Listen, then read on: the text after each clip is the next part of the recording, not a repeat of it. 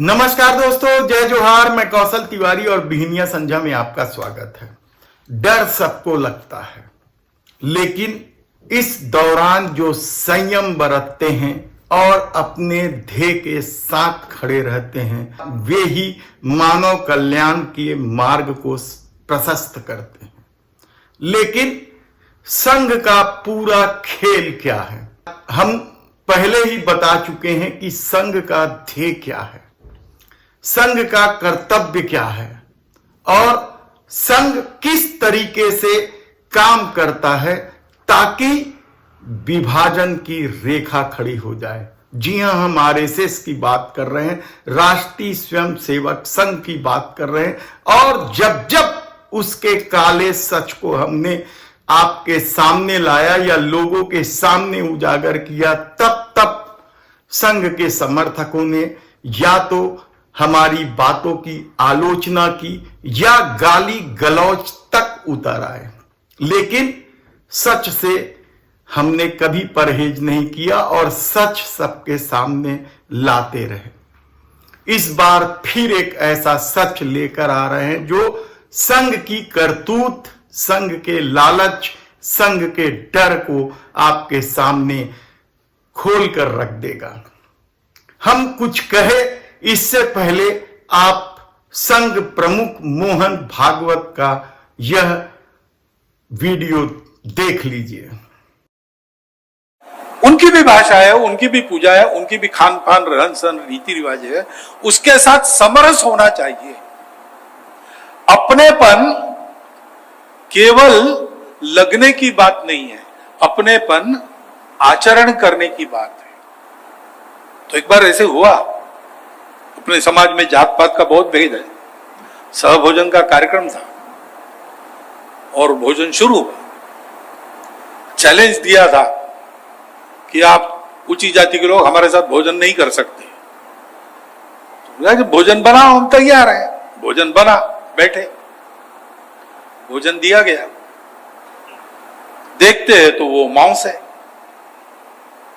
लेकिन अब उठेंगे तो लोग कहेंगे जो हम कह नहीं रहे थे, आपको हमारा नहीं चलता। तो कुछ नहीं, बैठे रहे। सब शाकाहारी लोग थे, लेकिन उन्होंने खाना शुरू किया। उस पर से एक जवान तेज कार्यकर्ता, विरोध में भी तेज होता है, उसने कहा देखो अभी हमने इसमें गाय का मांस डाला है, आपके 42 पीढ़ी नरक में जाएगी। तो उसमें जो भोजन करने वालों के बुजुर्ग थे, उन्होंने कहा कि देखो सदियों से आप और हम लोग अलग रहे, अब आपके जुड़ने के लिए अगर 42 पीढ़ी हमारी नरक में जाती है तो हमको मंजूर है। वो गोमांस नहीं था। उधर के बुजुर्ग खड़े हो गए, उन्होंने डांटा जवानों को, कहा कि वो मांस तो है लेकिन दूसरा भी बना है, वो हम लाते हैं। ये परीक्षा आपकी इन लोगों ने ली, लेकिन ऐसी परीक्षा नहीं लेना चाहिए। तो अब ये बातें हैं, पहलू खान से लेकर अखलाक तक, मांस को लेकर हाय तौबा मचाने तक, राहुल गांधी की मानसरोवर यात्रा को लेकर कटाक्ष करने तक, कितने ही मामले हैं जब इस देश को मांस के नाम पर या गौ मांस के नाम पर आफत में डाला गया या हत्या तक कर दी गई। लेकिन अब संघ क्या कर रहा है, क्या डर हो गया है उन्हें, इंडिया का खौफ हो गया है। इतना खौफ कि वह मान्य हिंदू परंपराओं से इतर जाकर बातें करने लगा है। संघ का अपना खेल था आरक्षण को लेकर। अब तक लोगों को वे लोग भरमाते रहे हैं कि जाति के आधार पर आरक्षण नहीं होना चाहिए, इसकी समीक्षा होनी चाहिए, आर्थिक आधार पर आरक्षण होना चाहिए। लेकिन अचानक ही 7 सितंबर को संघ प्रमुख मोहन भागवत अपनी बातों से पलट देते हैं और कहते हैं कि जब तक भेदभाव जारी रहेगा तब तक आरक्षण जारी रहेगा।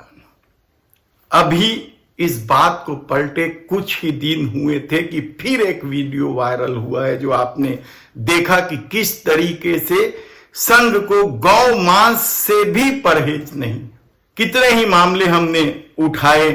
भारत छोड़ो आंदोलन, आजादी की लड़ाई में संघ की भूमिका, विश्व युद्ध में संघ की भूमिका, और उसके बाद यदि आप जिस इमरजेंसी का भाजपा विरोध करती है या पानी पी पी कर गाली देती है, जिस इमरजेंसी के दौरान लाल कृष्ण आडवाणी से लेकर जॉर्ज फर्नांडिस तक जेल में रहे, उस दौरान संघ प्रमुख बाला साहब देवरस की भूमिका क्या थी, यह किसी से छिपा नहीं है।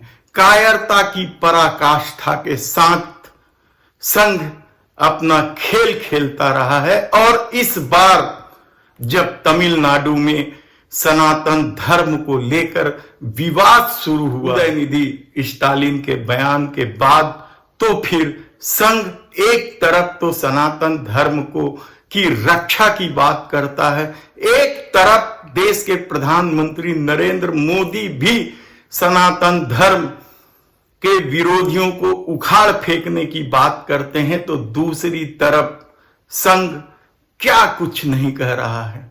किस तरीके से सामाजिक समरसता का ख्याल आने लगा है उन्हें। शायद वे भूल गए हैं कि डॉक्टर भीमराव अंबेडकर उसी भूमि की थी जिस भूमि में आरएसएस का जन्म हुआ था, और डॉक्टर भीमराव अंबेडकर ने यह कहकर हिंदू धर्म छोड़ा था कि उन्हें प्रताड़ित किया जाता है, और वे बौद्ध धर्म में चले गए थे। यानी आप सोचिए कि संघ का मुख्यालय जहां हो, वहां का एक बड़ा नेता, एक बड़ा नामचीन विद्वान यदि हिंदू धर्म छोड़ रहा है, तो क्या वह संघ की असफलता नहीं थी? यकीनन थी, लेकिन उसे भी दबाया गया। लेकिन इस बार मोहन भागवत ने जो कहा, क्या वह उनके समर्थकों की आस्था और विश्वास पर चोट नहीं? किस तरह की कहानियां गढ़ी जाती है, किस तरीके का खेल खेला जाता है। पहलू खान को तो सिर्फ इसलिए मार दिया गया था कि गौ मांस ले जाने का शक था। मोनू मानेसर अभी गिरफ्तार कर लिया गया, और कहा जा रहा है कि सऊदी के दबाव में गिरफ्तार करना पड़ा। मानवाधिकार आयोग में उठे सवालों के वजह से उन्हें गिरफ्तार किया गया, तो क्या उन्हें गिरफ्तार नहीं किया जाता? या जब तक दूसरे देशों का प्रेशर ना हो, तब तक संघ और उससे जुड़े लोगों की करतूतों पर पर्दा डालने की कोशिश हमेशा ही होती रही। लेकिन सत्ता के लालच में इस हद तक संघ प्रमुख चले जाएंगे, इसकी कल्पना तो संघ के लोग ही नहीं कर पाए थे या नहीं किए होंगे। तब क्या आने वाले दिनों में जो आशंकाएं सतपाल मलिक, प्रशांत भूषण या उद्धव ठाकरे कर रहे हैं, क्या वह आशंकाएं निर्मूल है? कहना मुश्किल है, क्योंकि हमने पहले भी संघ के काला सच को आपके सामने रखा है, बगैर इस डर से कि वे हमारी आलोचना करेंगे, वे हमें गाली गलौज करेंगे। एक बार फिर आप मोहन भागवत का यह खेल देख लीजिए। तो एक बार ऐसे हुआ, अपने समाज में जात पात का बहुत भेद है। सहभोजन का कार्यक्रम था और भोजन शुरू। चैलेंज दिया था कि आप ऊंची जाति के लोग हमारे साथ भोजन नहीं कर सकते।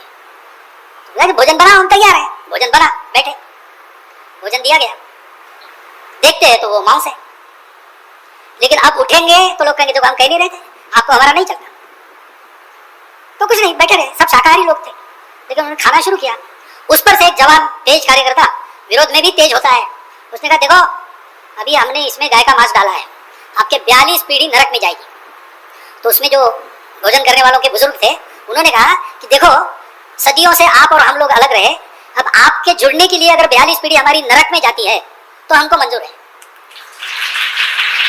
तो गोमांस नहीं था। बड़ा मुश्किल है आज के दौर में किस तरीके से सत्ता के लालच में आदमी अंधा हो जाता है, अपनी सालों की तपस्या को एक झटके में बर्बाद कर देता है। कहा जाए तो गलत नहीं होगा, लेकिन यह सबक है उन लोगों को जिन्हें आज भी लगता है कि संघ का ध्येय, संघ का कर्तव्य, संघ का कार्यक्रम सबसे अनूठा है, सबसे बेहतरीन है। धन्यवाद।